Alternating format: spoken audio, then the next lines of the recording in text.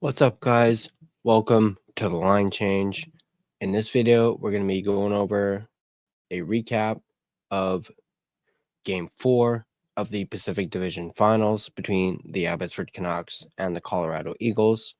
Unfortunately, Abbotsford was not able to advance to the Western Conference Final. They had the opportunity to knock out the Colorado Eagles and eliminate them in Game 4, having taken a 2-1 series lead in Game 3, winning it in overtime. But they were unable to get the job done. They were unable to put it away, and the Colorado Eagles were able to defeat the Abbotsford Canucks by a score of 3-1, which now forces a do or die Game 5, which will be on Monday. So the series is tied 2-2, winner take all. This is a 5-game series. So once again, do or die, Game 5. So let's go ahead and let's break it down right now. This breakdown is brought to us from our friends at Canucks Army, in particular Dave Hall. So let's go ahead and dive right into it. It was a win and you're in scenario for the Abbotsford Canucks on Friday night. After a thrilling 3-2 overtime victory in Game 3, the Canucks were just one win away from punching their ticket to a Western Conference final appearance for the first time in franchise history. And with a 12-0-1 and 0 record on the road that dates back to February, history was on their side to lock things up and head home for series number 4. Unfortunately, Abby elected to keep things interesting and give their fan base a do-or-die match to enjoy on Monday afternoon. More on that towards the end of this video. Once again, the team allowed the game's first goal and spent the remainder of the night playing catch-up. While starts had been an issue for this team for most of the postseason, this game felt like that sluggish start haunted them until the final buzzer. Anytime they'd find their legs, even slightly, the Colorado Eagles would push back. But hey, Colorado was the best team in the American Hockey League for a reason. With the loss and the season on the line, everything lines up for a thrilling battle on Monday afternoon for a must-win game in Loveland, Colorado. Let's take a look at the starting lineup for Game 4. The Abbotsford Canucks won Game 3, and with most of the team healthy, still no Atu Ratu, Manny Malhotra ran near identical lines for Game 4, with a small swap of Linus Karlsson and Danila Klemovic. First line was Baines, Sasson, and Lakramaki. Second line was Blay, Mueller, and Karlsson. Third line was Nielsen, Waters, and Klemovic. And then, of course, the fourth line was DiGiuseppe, Cara, and Smith. Your first pairing for defensemen was Breezewall and McWard. Then you had Harissa and Wu. And then, of course, Wolanin and Mancini. And then, of course, you had Archer, Silovs, and Nat. Let's look at the first period. Despite eventually winning most games, the Canucks have made an unfortunate habit of starting games slow. Although they failed to score, they appeared to have broken that curse and kicked things off with the game's first chance after a bobbled puck at the blue line. Jujhar Khaira stripped the puck off an Eagles defender to rush up the ice for a clear-cut breakaway. Khaira held for the shot, and Trent Miner stood tall to close the door on the Surrey native. Sure, scoring the game's opening goal would have been nice, but generating chances early was a positive sign. But in the end, it didn't matter. The Eagles still managed to grab the game's opening goal. Colorado would score to make it 1-0. Jean-Luc Foudy from Mark Senden and Hank Kempf. This time, it came off a juicy rebound. Jean-Luc Foudy collected the puck from behind the net and threw it on net before Silovs could reset it. With the goal, the Eagles scored first in games 2, 3, and 4, scoring within the first 5 minutes of each game. Jujhar Khaira's chance aside, the away team started slowly after all, and that shot held as the lone chance through the game's first 8 minutes. The Canucks did pick up a solid chance midway through the first period, following the Guillaume Breezewell point shot, with Max Sasson causing havoc at the net front. Trent Miner lost the puck as it trickled down his back to sit alive in the crease. As one of the only players with eyes on the biscuit, Cole McCord made the push to jump on it, but the Eagles were able to stop him in his tracks. Those two plays would represent the team's best chances of the period. However, they did manage to take more possession and nearly even the shot totals by the period's end. There was a positive from the period. The team took no penalties, something they could not say in Game 3 after taking 3 in the initial 20 minutes. Small wins, folks.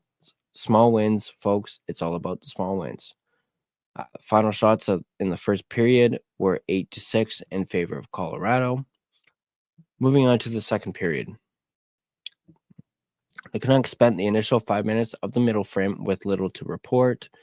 Possession likely favored the Eagles, but neither team mustered anything dangerous. After the 5-minute mark, Abbotsford did manage to grab the game's first power play, and it was an odd one.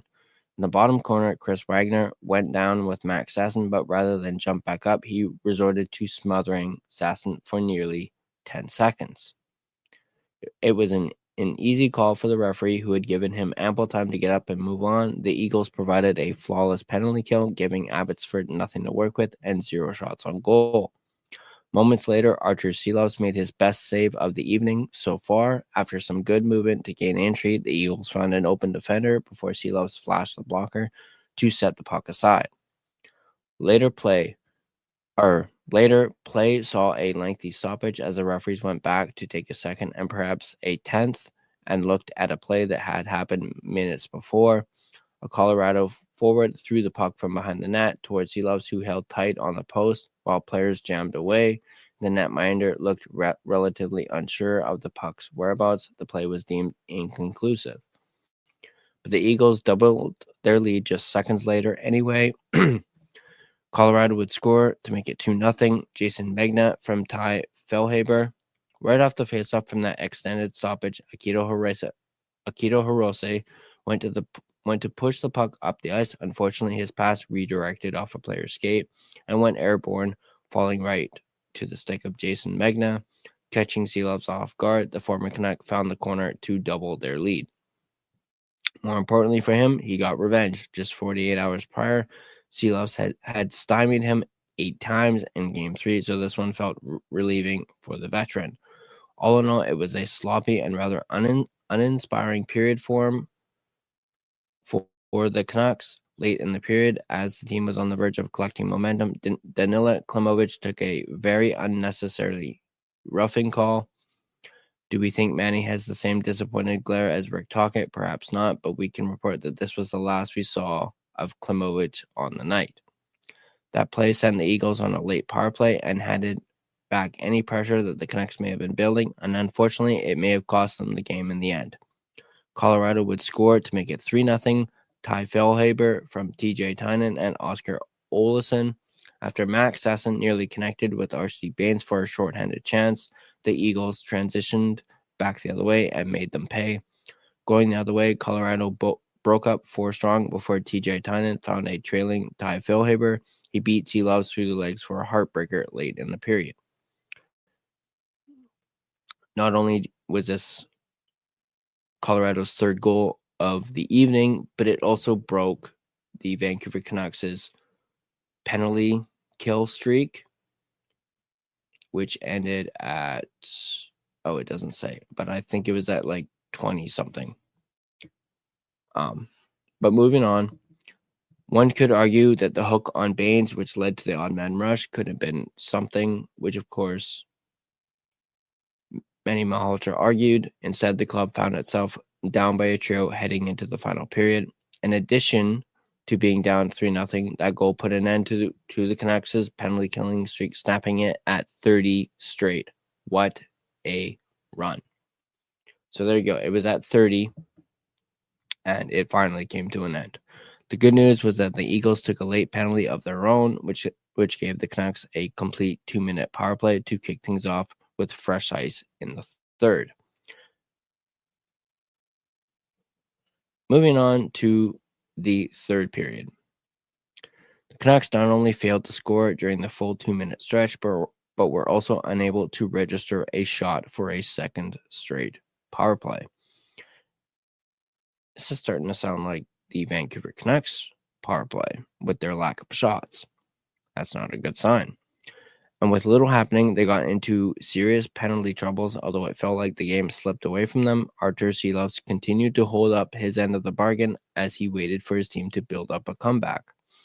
But Sammy Blake continued to take penalties, wasting valuable time for his team, and received a 10-minute misconduct. It's the second game of the series where Blake lost his cool to grab either a 10-minute penalty or a game misconduct. But again, Silovs was doing everything he could to keep things where they were, not once, but twice. Those saves proved huge as the Canucks finally brought some life in the back half of the frame. Abbotsford would score to make it 3-1. Nate Smith from Jujhar Khaira off the offensive zone faceoff. Jujhar Khaira protected the puck on the wraparound, sending the puck toward the net. Fighting for possession was Nate Smith, who cleaned up the rebound to cut the deficit to 2 goals. The Canucks did pull their netminder with roughly 3 minutes remaining in an attempt to score 2 and even the score. Unfortunately, they notched just 4 shots on goal and could not find any offense. The bad news, the Abbotsford Canucks dropped this one after a sloppy game. The good news is that their season continues with one last attempt to continue in a do-or-die Game 5. Final shots in the game were 30-25 in favor of Colorado. What's next? This series will see a do-or-die Game 5, which will occur at an unusual time on Monday afternoon. The puck drops at 2:05 p.m. Pacific for a Memorial Day matinee. So there you guys go. Game 4, the Abbotsford Canucks come up short and are unable to advance to the Western Conference Final. They allow the Colorado Eagles to tie up the series. And now, as we just mentioned, a do-or-die Game 5 on Monday. Let me know in the comment section down below what you guys thought of this game. Do you agree with Dave Hall and his assessment that this was a very sloppy game from the the Abbotsford Canucks? What are your guys' thoughts on the 30 straight penalties killed streak finally coming to an end? Also, what are your guys' thoughts on the fact that they were able to get to 30, which is still mind-blowing? And as what Dave Hall wrote, what a run of penalty kill streaks. Keep in mind that dates back to the beginning of the playoffs. But once again, let me know in the comment section down below what you guys think. And are you guys worried, anxious about Game 5? Once again, let me know in the comment section down below. And as always, if you guys like this video, be sure to hit that like button. Also, if you want to stay up to date on all your Vancouver Canucks content, be sure to smash that subscribe button, as you really help out the channel and continue to support the channel. Also, turn on your notifications. That way you don't miss a single video. Also, if you want to find us on social media, interact with us, chat, talk with us on there. Go ahead and find us on Facebook. You can find us at our Facebook page. Just search The Line Change. You can find us on Instagram at The Line Change. You can also find us on Twitter/X at LineChangeVan. You can also find us on TikTok at the.line.change.po, as well as feel free to give us a follow on all of our social media platforms. If you prefer an audio version of this podcast, you can find us on both Spotify and Apple Podcasts. For Spotify, go ahead and give us a follow if you choose to do, if you wish. It is, of course, greatly appreciated if you do, as well as rating and reviewing us on Spotify. It also helps support us. And as always, go Canucks, go Abbotsford. Let's hope they can lock it down on Monday against the Colorado Eagles and advance to the Western Conference Final. And I'll see you guys in the next video.